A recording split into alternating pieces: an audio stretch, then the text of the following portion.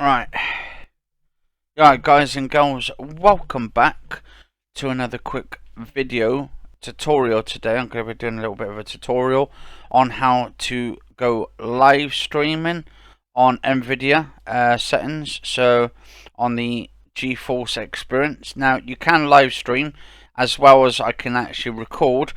To record, it's actually Control Alt and then F9, so you press that to record your videos. But then as you've got to have an NVIDIA card or GeForce card. I have the RTX 20 series. Mine's actually the main 20 series, not the notebook ones, because that's for laptops and stuff. So what you want, if you've got an RTX card or if you've got a GTX style cards. So mine would be like GeForce RTX 20, or you got your 10 series, or you got the 16 series.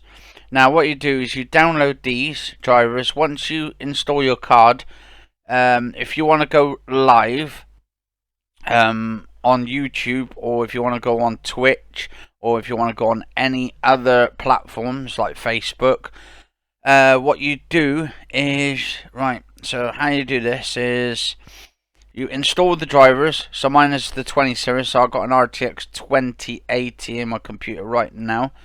Mine's actually the non-TI version, but I think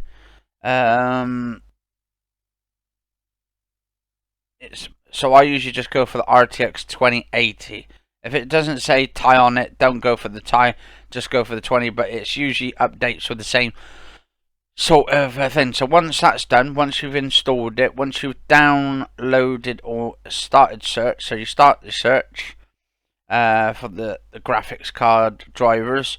So what you'll want to do is to install the latest version, which is 15th of April, version 445.87, release date 15th of April 2020, or you've got older versions of the drivers, 442, 7459, etc, etc, etc. So once you've chosen your drivers, your GeForce game ready drivers, so say I've got this one should I should have that one already, 445. So once you go there, you go to Experience, you can check which version of GeForce you've got. So you go to over here, you open. So basically what you do is right click on the little NVIDIA settings, right click. Don't go for control panel, because that's just for something else. I mean, that's more settings and like your anti-stop filtering, anti-aliasing and all that kind of stuff, which you can just put into there in the way. You should be setting it up through there in the way, because if you set it up through your settings, say if I clicked on this a minute, let's have a look. And also you'll want physics to be put on to your graphics card, because that's the best way, is your graphics card. Say if you're playing Borderlands games, let's have a look. So once that control panel is up, it tells you what version I've got on there. So what you want to do is to configure surround and physics. So once you've got this all done at the screen here, right, on the management adjustments, physics settings, processor, whether to use, it gives you two alternatives, or three actually: auto select recommended, or CPU, or your GeForce RTX 2080. Now if you haven't got a great physics card, I mean, if you've got actually room for two cards, put the one graphics card, your lowest graphics card. Say if you've got a 80, no, I like not ATI. Well, you could have an ATI, but with NVIDIA cards is great for physics. But if you've got an AMD card, you won't be able to do physics on it, because it's to do with NVIDIA and all that. I'm pretty sure they've got their own version of physics. But if you've got a 480 graphics card, then by all means put in GeForce RTX. Choose if you've got two. Actually, if you've got two graphics cards, the lowest one with that you don't use, put the physics settings on the lowest. But if you've just got one graphics card like me, use your GeForce RTX 2080. Just put that on there because it runs smoothly. Obviously, it's going to use more CPU, not CPU, but more graphics processor units on there. But you should be alright. And everything else, once you've done that, there should be like a save button up here. It should say save. I've always kept it on there, but sometimes when you do updates on the graphics cards, it usually goes for recommended or mostly CPU. But yeah, that's all you pretty much need. And then you've got your other settings on there. So once I open that up, so once you've clicked the right button and gone to GeForce Experience, you'll want to check to see what drivers you've got. So you just press the drivers up here. Now, once you've done that, you have the latest GeForce Ready one. That's what my one is, the 23rd of March release date, 3rd of the 23rd, 2020, version 44.575. Which one's this one for? Oh, that one's the latest one. That one's for April. So that'd be the latest ready driver. So I might have to install that one. 23rd of March. So I'm gonna have to probably just download that one to be up to date with everything else. But version 44575 is the one I've got at the moment. So do check on GeForce's website at geforce.co.uk/drivers. You'll find out then. Right, once you've installed that, your drivers, you'll want to sign in or sign up for an NVIDIA or GeForce account. So once you've done that, you go to your settings. So you've got all your settings there. You're ready, virtual reality. It should say all kinds of stuff here. It's actually ready for Ansel. Ready. Take amazing in-game photographs of your gameplay. Your virtual reality ready, meets the recommended specs. Some people's computers won't be able to handle virtual reality. Mine does, because I've got an RTX 2080. It does really good. I mean, obviously you're gonna have to turn some settings down even with an RTX 20, because some of the visuals can be overwhelming for the graphics card. Then you got in-game overlay, easily record videos, take screen shots and in-game photographs, and play competitively or broadcast your gameplay.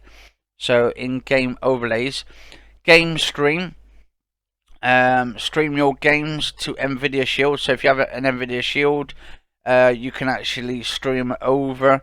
It uses your bandwidth, your internet bandwidth, but it should work nice and smoothly, at least anyway, to a point. I've not really tried NVIDIA Shield, so I can't really say much about it unless you guys and girls have. But my computer, my rig is a GeForce RTX 2080. Got the driver version 44575, Intel Core i7-6700. Well, that's going to be a little bit of a bottleneck, but it's not really bottlenecking my PC at the moment. So I've got 3.4 gigahertz, and I've got 16 gigabytes of DDR4 RAM, and then we've got 1080p 1920 1080 144 hertz monitor by Samsung. It's a 0.1 millisecond, so you need really quick response in the action, because once you're playing online in a competitive games, you need that fast speed. Now, this is pretty much all the basics. You can just overlook it yourself and all that online and see what you need and what you're missing and all that kind of stuff. Right, the next bit is your guys and girls want to open in-game overlay. So you press this little sort of triangle button here at the top. You got your settings, you got your notifications. That's where you'll get emails or messages from GeForce. So you want to open in-game overlay, and then basically you got your screenshots, you got your photo mode, and you got your game filters. Now I'm not too sure what the game filters is. I think it's like filters, like an overlay for the photos and stuff. And then you got your screenshots where you can take a screenshot. If you press Alt and F1, you can take a screenshot in game at the same time, and it will come up there. You got your photo mode, which is Alt F2, which is actually at the top of the keyboard. And then you got your instant replays. I've got those off at the moment. Actually I've got those on, I think. Yeah, oh no, now I've got an instant replay is now on. So basically it'd take a quick instant replay video of something. If I shoot someone, it instantly does a replay of a game I'm playing, or if I win a match, it'll do an instant replay of how I did the kill. Alright, so what you'll want to do is, if you're recording, like I'm recording now, the desktop here, you want to click on that one, and then you can share videos. If you've got videos on your computer, you can share that, or if you go to settings, you've got stop using instant replay, record and highlights to change these settings. Now with this, you've got in-game, which would be me recording probably 1080p, I'm using the monitor. If you plug your 4K TV screen in, or a 4K monitor, it will record all of it in 4K. Then you can choose your bitrate, video bitrate, which you can go all the way up to 130 bits per second, or megabits per second, which actually is a lot. And the bigger you go up, the more you go up, the more you go up, the more you go up, the bigger file of the video size it will be. So you could end up having for 10-minute video, you're probably looking around about 8 to 12 gigabytes. You can do it in 4K, 2K, you can do it in 1080p, 720p, 360p, or I think it was 520 or 560p. So once that's done, you can actually save it, and then, or you can do a customize it. I've got mine on custom, like 4K 60 frames per second, but because I'm using the monitor, I only do it in 1080p at the moment.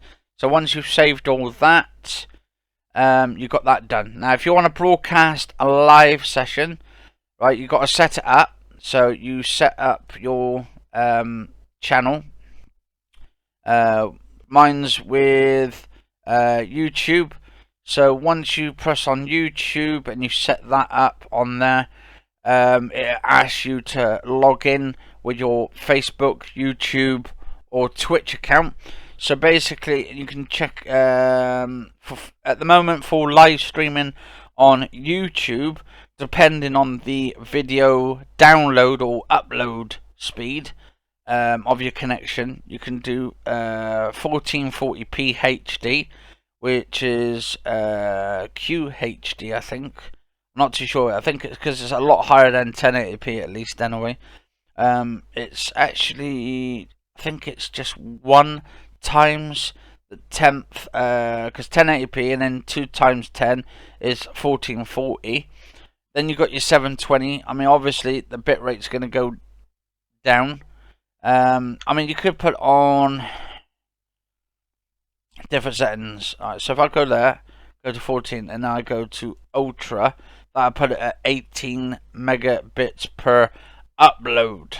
So your upload speed needs to be like over that. If you've got a speed which is under, so mine, I've got mine on custom. I've got mine. I've got about 45 megabits upload. So I stream in 2K, 1440p. When I'm doing live streams at 12 megabits a second, it's just about right. If you're looking around to upload a live stream in, say, 4K, which actually 4K is not available at the moment, I'm hoping they'll do it in the future at some point. But if you're just, say, an average gamer and just want to do it at low bit rate, just go 720. The higher the bit rate, the better the quality of the picture, but obviously you're going to need to have a decent internet connection to actually upload it, because your upload is where you're uploading the information to everybody else. So when you're live streaming, the most important is your upload speed. So once that's all saved, I got mine on custom, I got mine on 1440p. Right, your next thing is your frames per second. Now obviously if you're playing a game in 120 frames per second or 144 hertz or whatever refresh rate of the speed of the frames, you're going to, right, obviously you can't do it at 120 or 240. Hopefully they can add that at some point, but that'd be quite cool if they did. So if you could do it in 1440p, 144 hertz per second, that would be awesome. We could do live streams and that, but at the moment that's impossible at the moment because they haven't got the feature there. Now I just stick with 60 frames per second. It's actually nice and smooth, and it's nice and smooth for my audience as well when you're live streaming.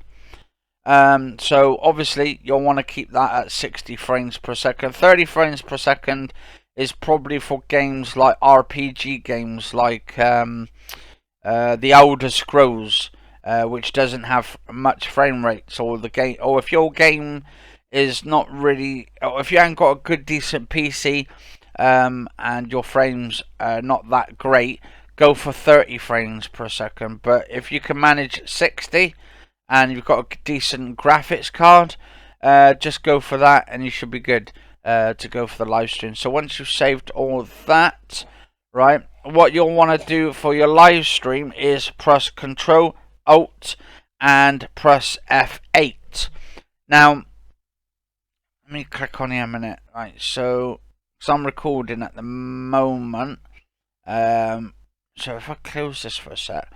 Now what you'll want to do to live stream is press Control Alt and F8. Now this should come up, this little menu should come up here. Now once you press Control Alt and then F8 at the same time, well actually what you do, you press Control first, then Alt and keep them both down, and then press F8. Once you've done that, you should get this menu come up here. One, you can do your Facebook, but you've got to log in. It should say log in. You'll have to go into your main settings for that. Also with your Twitch, you'll have to do that there as well. And then you can have on my channel, you can have a location. Oh, actually you can actually live stream and you can record at the same time, so you can make a proper decent backup copy. So if your internet connection is absolutely shite, you can record it at the same time, and that way you've got a better copy on your hard drive, and you've got a sort of live stream as well that you're live streaming over. So what I do, this is my actual name for my channel over on Twitch, Mr. WrestleMania HBK09. If you add me, guys and girls, over on my Twitch channel, I do live streams over there from time to time, and you'll hear all the music, you'll hear everything on there. Not like with YouTube. When you do videos on YouTube, sometimes I have to turn down the audio on the music, and it really just kills the entire game, of the aspect of the game. Obviously you're going to hear me, but once you go live, once you press that, I'll be live on YouTube right now. Not YouTube, on Twitch.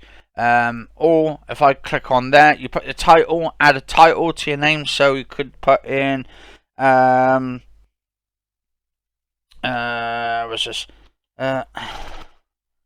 Anthony Kenneth Bishop live stream. And what day is it today? It's going to be 15th /04, which is April 2020. And then once you've done that, you click on now. I'm not going to click on there yet because I'm not live streaming, but if you say if I go here a minute, let me open this a second. Right. So I'll go here, and then I go to googleStadia.com. Now, I've been playing Google Stadia for a while now, right? On games. I've got quite a few games. I've just got the definitive edition of Shadow of the Tomb Raider. Plus, I've got Rise of the Tomb Raider 20-year celebration. So I'm going to be playing some of that over the next few days. And then I've just finished up my Tomb Raider definitive edition episodes. I've still got a lot of the other stuff going through the tombs and stuff and doing some tomb raiding. I've got Grid on Google Stadia. I've got Tomb Raider Definitive Edition for the Shadow of the Tomb Raider, which is an awesome game. And then I've got the 20-year anniversary celebration. I've got Thumper as well. Got SteamWorld Quest, Hand of Guillemec. And then we've got the new games have been coming out for free. Stacks on Stacks on Stacks, that's free. And Splitlins is free as well. Then we've got Doom Eternal. Been playing a little bit of that. I might do some more live streaming this week, probably of Doom. And then we've got Ghost Recon Breakpoint. It depends. I mean, obviously, this all uses your internet connection, so just put that into your mind. When you're live streaming, at the same time, it does double. So when you're live streaming to YouTube, that's taking some of your upload. The games here you're downloading through your internet browser. So I'm basically putting this through my browser. So once you click, say if I click this game here, once you press that will load up, and then you should have a full screen. The whole screen should be filled up, and then you should be able to live stream and all that kind of stuff on there. It's pretty cool though. So basically, I'm going to just show you a quick tutorial. So let me click on here. So once I click on that, that should go into full screen, like so. And then I can use my Google Stadia controller, and established in 2007, Montreal, and then it clicks on there. And then use my controller, and then I can just access extras. I've just unlocked a load of stuff. I've done about 60, I think it's about 60 something% of the game at the moment. 61%. I've already completed the campaign. You can check that over on my YouTube channel, guys and girls. It is in my Tomb Raider like vlogs of them, loads of them. I've put them in a sort of a playlist, so they're easy to find on my YouTube channel. And that's basically all you need to know, guys and girls, to set up your live channel. I've been playing some Train Simulator as well, which is pretty cool. So let's quit out there for a minute, and that's pretty much all for this video. So if you guys and girls enjoyed this video, let us know in the comments below, guys and girls, and stay safe. And see you soon. Oh, hang on, there we go.